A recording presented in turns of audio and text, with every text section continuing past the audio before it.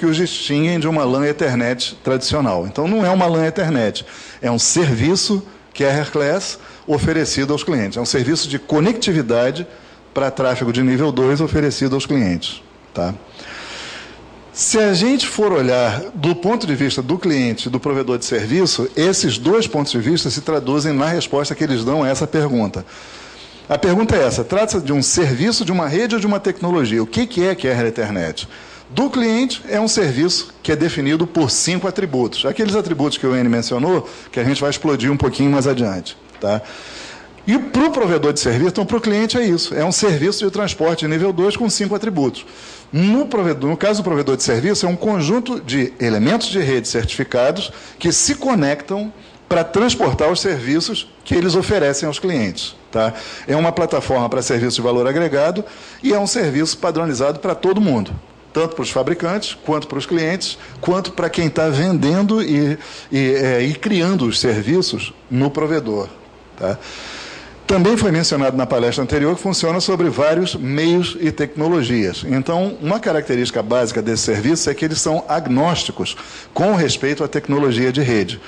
Do mesmo jeito que isso funciona sobre MPLS, ou MPLS-TP, ou MPLS Serviço VPLS, ou VPWS, também funciona sobre PB, Provider Bridging, até sobre uma rede 802.1Q simples, sem Provider Bridging. Tá? Qualquer coisa que transfira a Ethernet de um lado para o outro serve para colocar os serviços. Agora, a tecnologia da rede define quais os serviços que a gente pode colocar. Como foi mencionado, se eu tenho uma rede que é totalmente orientada a circuito, eu não posso montar um circuito ponto a multiponto. Tá? Então, não existe uma Ethernet Virtual Connection ponto a multiponto quando a minha rede é orientada a circuito. A não ser que eu construa vários circuitos e tenha um equipamento no meio do caminho, seja na porta, que vai encarar cada um daqueles outros circuitos como vai copiar uma réplica do meu quadro para cada um daqueles circuitos para poder fazer chegar em todos os pontos, o que é altamente ineficiente. Tá? Então, numa rede orientada a circuito, como é o caso de SDH, ou uma rede lambda, ou uma rede OTN baseada em transporte de lambda, ou transporte de uma ODU 0, ODU 1, a gente só vai ter serviço conexões ponto a ponto aí dentro. E os serviços que naturalmente se mapeiam sobre eles são os serviços ponto a ponto, serviço EP-Line. Tá? Pode até ter um EVP-Line. Se eu tiver alguém que reconheça a etiqueta SVID do cliente, ele pode ler a etiqueta CVID, a etiqueta de VLAN do cliente, ele vai ler aquela etiqueta e vai dizer: opa, isso tem que ir para o circuito tal, porque vai para tal lugar. Então, eu posso ter multiplexação de serviços nesse caso, porque eu posso criar vários circuitos na mesma porta. Só tem que ter na porta um dispositivo que leia a etiqueta de VLAN e decida por qual dos tubos que estão terminando naquela porta que ela vai mapear o negócio. O que não existe um ganho de rede para isso. Tá? Cada circuito é um circuito ponto a ponto. Então, se eu tiver que mandar um tráfego para todo mundo, eu vou ter que fazer várias cópias, uma em cada tubo, para chegar lá no final. Bem, então, em essência, essa figura o que diz é isso. Tá? A expansão global para a Carrier Ethernet começou também com o Metro Ethernet. O Metro Ethernet Forum se constituiu em 2001 para desenvolver serviços corporativos onipresentes, também acessados por redes óticas metropolitanas para interconexão de LANs das empresas. Foi esse o conceito original. Quando surgiu a Carrier Ethernet, o objetivo mudou um pouco. Tá? Teve muito sucesso a padronização de serviços para Metro Ethernet, mas era uma coisa restrita para a rede metropolitana. Então, o conceito se expandiu para incluir serviços mundiais cruzando redes nacionais e globais. Ou seja, a ideia foi criar não só uma interface de usuário, que é o UNI, User Network Interface, mas criar também uma interface NNI. NNI é Network Node Interface, interface de nó de rede. E é de external. Então, quando eu pego uma rede de um fabricante e ligo com uma rede de outro fabricante, a interface é padronizada e eu tenho uma correspondência 1 para 1 dos serviços de sinalização, de OAM. Então, eu consigo fazer um serviço que cruza mais de uma rede de um fabricante ou até de provedores diferentes. Tá? Se essa interface externa é padronizada, eu consigo fazer um serviço que tem um alcance maior do que a rede estrita de um fabricante. Redes de acesso oferecidas a uma base muito maior de clientes usando cobre, fibra, cabo coaxial, quer dizer, o Metro Ethernet era para rede ótica, baseado em switch Ethernet. Agora não, eu posso usar uma rede GPON, de acesso, posso usar uma rede wireless de acesso. Tá? Porque como eu estou definindo o serviço, eu só defino o equipamento que implementa a interface UNI e ele é agnóstico para qual é a tecnologia de transporte que está se utilizando. Então, eu posso colocar em cima de rede de cobre, fibra, cabo coaxial, uma rede de cable modems, tá? Uma rede HFC, posso colocar isso numa rede GPON. Tá? Todas essas redes são as possibilidades de acesso a meu núcleo Metro Ethernet, Carrier Ethernet. Tá? Economia de escala pelo compartilhamento das mesmas infraestruturas e serviços corporativos, residenciais e sem fio. Tá? As mesmas redes que estão sendo instaladas para atendimento a residências podem ser utilizadas para atendimento a serviço corporativo. Rede sem fio também permite que eu contrate um serviço padronizado de transporte de Ethernet, o que não havia antes. Tá? Era uma contratação separada e eu tinha problema de adaptação de interface e de não transparência e de não conhecer direito os serviços que eu podia passar por aquelas redes. E a adoção do programa de certificação é garantir que eu tenha uma base de equipamentos, serviços e pessoas e profissionais que estejam capacitados a trabalhar aí dentro. E manteve o modelo de custo e a simplicidade da internet. Quer dizer, o grande aliciante para isso é esse que a gente viu aí. Os atributos de serviço Carrier Ethernet, como a gente falou, do ponto de vista do usuário, existem 5, é um serviço com 5 atributos. E os atributos aparecem aqui, um por um, tá? Eu só tenho mais 5 minutinhos, então vamos correr aqui um pouco.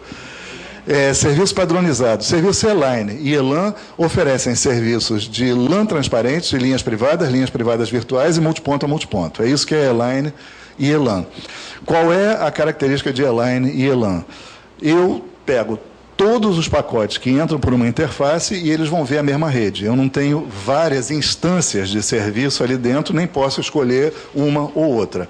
Toda a interface, ela está olhando uma EVC só para os outros lados. 10 minutinhos, irmão chefe? Obrigado. Tá? Então, E-Line e ELAN é isso. Eu só tenho... Não ter multiplexação de serviço significa que eu só tenho uma EVC terminando naquela interface. Quer dizer, todos os serviços vão para o mesmo lugar. Tá? No caso do virtual, o que acontece? O cliente, quando ele manda um pacote para a rede, ele coloca uma etiqueta de VLAN, dentro dessa etiqueta de VLAN coloca um tag, um número, que é o CVID, é o C Customer VLAN Identifier, que é o VID, tá? Esse CVID está associado a uma instância de serviço, ou seja, naquela mesma interface, eu posso ter uma EVC que está ligada a um outro lugar, a outra EVC para outro lugar, e como é que o cliente seleciona uma ou outra fazendo essa associação? Na hora, vocês se lembram de, no tempo de Frame Relay, alguém que tenha trabalhado com Frame Relay, que a gente tinha DLCI e tinha que programar os DLCIs dentro da porta do V35 do modem. Esses DLCIs é que permitiam eu chegar em São Paulo, em Curitiba ou em Porto Alegre. Aqui eu uso o CVID para a mesma coisa. Eu entro com o CVID, então eu escolho qual é a EVC que está associada a esse CVID e com isso a gente direciona o tráfego para um lado e para o outro. É o V do EVLAN e do EVLine. Os serviços do tipo E-Line e ELAN não tem isso. Tá? Não olham para o CVID do cliente, então manda todo mundo para o mesmo lugar. Fornece serviços de LAN transparentes, serviço onipresente em âmbitos global e local, mediante equipamentos padronizados, não exige qualquer mudança no equipamento do cliente e suporta a conectividade existente, como, por exemplo, o tráfego TDM, que é sensível ao retardo, e o tráfego de sinalização. Quando eu falo de sinalização, estou falando das BPDUs. Tá? Quando eu falo de tráfego TDM, é porque está definido também dentro do MEF um serviço que é chamado de emulação de circuitos. Então, eu posso chegar com tráfego de 2 megabits por segundo num switch Carrier Ethernet 1.0, criar uma conexão ponto a ponto, uma EVC ponto a ponto, pegar aquele tráfego de 2 MB, colocar em pacote Ethernet, passa pela rede, chega lá do outro lado e eu tiro dos pacotes Ethernet e volto a colocar isso numa interface G703, o mesmo 2 MB que está lá do outro lado. Esses serviços são compatíveis com o CE 1.0. Tá? E tem uma ampla gama de opções de granularidade de largura de banda e qualidade de serviço. Isso aí já é uma questão de CE 2.0, a implementação de qualidade de serviço, ou QoS. QoS significa que eu posso contratar banda, tá? Uma banda garantida, a banda em excesso, a CIR, a banda em excesso, a EIR, tá? E Para cada uma dessas, eu posso contratar também um retardo máximo, uma máxima variação de retardo e uma máxima taxa de perda de pacotes em condições normais de operação. O segundo atributo dos 5 é a escalabilidade. Isso é a capacidade de que milhões de clientes utilizem um serviço de rede que é ideal para mais ampla variedade de aplicações empresariais de informações, comunicações e entretenimento, com voz, vídeo e dados. O fato de eu estar suportando QoS permite que, quando eu vou fazer a conexão, eu peça uma conexão que tenha retardo, variação de retardo, banda suficiente para suportar aquela aplicação em particular. Dado através de serviços de acesso metropolitanos e globais em um grande leque de infraestruturas físicas implementadas por uma variedade de provedores de rede. Por quê? As operadoras não são onipresentes. O serviço é onipresente, mas as operadoras não. Então, às vezes, elas têm que projetar a interface delas junto a um cliente usando uma infraestrutura de um terceiro. Por exemplo, você vai numa cidade onde, para colocar alguma coisa, a Embratel está presente, mas ela não tem uma rede ótica de acesso, mas tem um ISP local muito bom, que tem uma rede ótica GPON, e se ele implementar a QR Ethernet, eu posso contratar um serviço de acesso, que é o e-Access, definido também em CA 2.0, posso contratar um e-Access com essa empresa e o cliente vai comprar o meu serviço passando por essa rede de acesso de um terceiro. Então, eu consigo projetar a minha interface e os meus serviços através de rede de terceiros. Então, e escalabilidade de largura de banda, quando a gente fala em granularidade, é outra coisa. A granularidade é que eu posso contratar a banda, o incremento de banda em passos pequenos, de 1 megabit por segundo até 10 GB hoje, com a previsão de que a gente vai ter outros incrementos mais além de 10 gigabits por segundo. No dia em que a gente tiver mais implementados sistemas de 100 GB e 400 GB, provavelmente os clientes vão poder contratar uma EVC, quer dizer, uma E-Line, de 100 ou de 20, de 25 gigabits por segundo. Hoje, a gente pode contratar de 1 megabit por segundo, em passos de 1 mega até 10 GB, até 10 mega, em passos de 10 mega até sei lá quanto, e em passos de 100 mega até 10 GB. Então, a granularidade é bastante grande da contratação. Terceiro atributo é a confiabilidade. A capacidade que a rede possui de detectar e recuperar-se de incidentes sem causar impacto aos usuários. A ideia básica é essa. A implementação principal, a razão principal de implementar OAM, que são aqueles pacotezinhos de controle fim a fim, toda vez que você faz uma EVC, você cria junto um fluxo de OAM entre as pontas, em cada segmento, de interface a interface, para ficar controlando a acessibilidade entre as interfaces e a qualidade da conexão. Se pifar, esses pacotinhos de OAM detectam essa condição e você pode fazer um pré-aprovisionamento de uma capacidade redundante para poder encaminhar o tráfego por outra rota, inclusive com comutação em menos de 50 milissegundos. Então, escalabilidade, confiabilidade é isso, é você ter conhecimento de como a rede está tratando o tráfego o tempo todo. E segundo o tráfego contratado pelo usuário, você pode dar recuperação automática de falhas em menos de 50 milissegundos. E atendimento aos requisitos mais exigentes de qualidade e disponibilidade. Tudo isso tem a ver com preço e com a classe do SLA que você vai contratar com o provedor. Se for fazer isso sem padronização, imagina a bagunça que isso seria. Você teria que saber, nos seus equipamentos, o que você pode dar desse negócio. Com a padronização fica bem mais fácil. Você pode criar um serviço que vai ser comercializado até independentemente do fabricante dos equipamentos da rede. Qualidade de serviço é o quarto atributo. É uma ampla escolha e granularidade de largura de banda das opções de QoS. Os acordos de nível de serviço que entregam desempenho fim a fim, alinhado com os requisitos para voz, vídeo e dados em redes convergentes, corporativas e residenciais. Ou seja, o cliente contrata e paga para aquilo que ele precisa, não mais nem menos. Provisionamento mediante SLAs que fornecem um desempenho fim a fim, que é baseado na CIR Committed Information Rate, ou seja, velocidade comprometida, que a rede promete atender, e em características de perda, retardo e variação de retardo de quadros. Retardo de quadros é importante, por exemplo, para duas aplicações. Passar sincronismo através de uma rede, passar estampas de tempo para sincronizar uma rádio base remota. É importante também para qualquer tráfego em tempo real, para dimensionamento dos buffers de serviços de vídeo e de voz. Então, a garantia Do retardo é importante em serviço de diálogo, videoconferência ou conferência telefônica.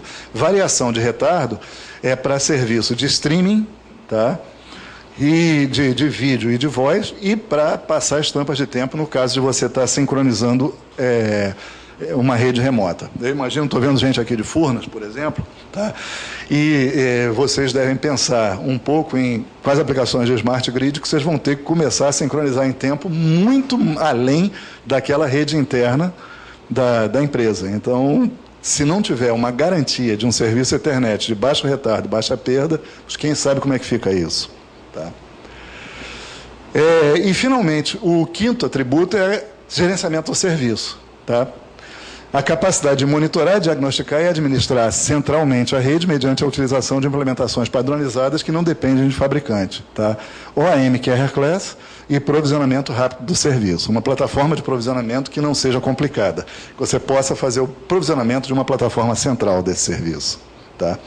Os tipos de serviço eu posso passar batido também, o Enio já falou, que são os E-Line, E-LAN, E-Tri e esse novo, tá, que é o E-Access. É o serviço de E-Access, que é você contratar com um terceiro o acesso para a tua plataforma que brinda os serviços.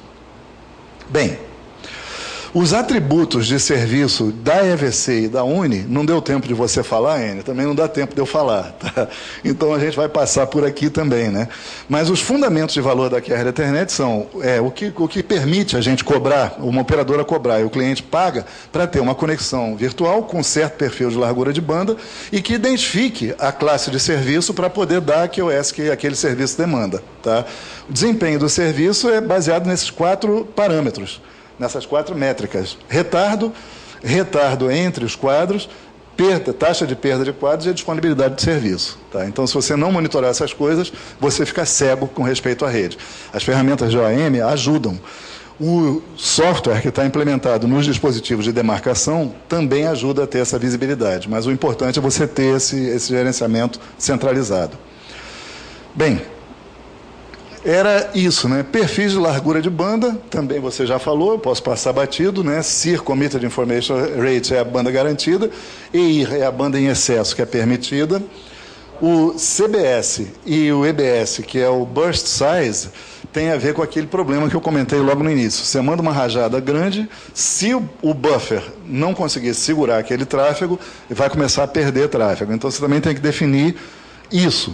Obviamente, se o cliente quiser gozar desses atributos, ele vai ter que ter um traffic shaping, ou seja, vai ter que moldar ou conformar o tráfego dele para que se ajuste a esses dados que estão aqui. Às vezes você faz isso de forma empírica.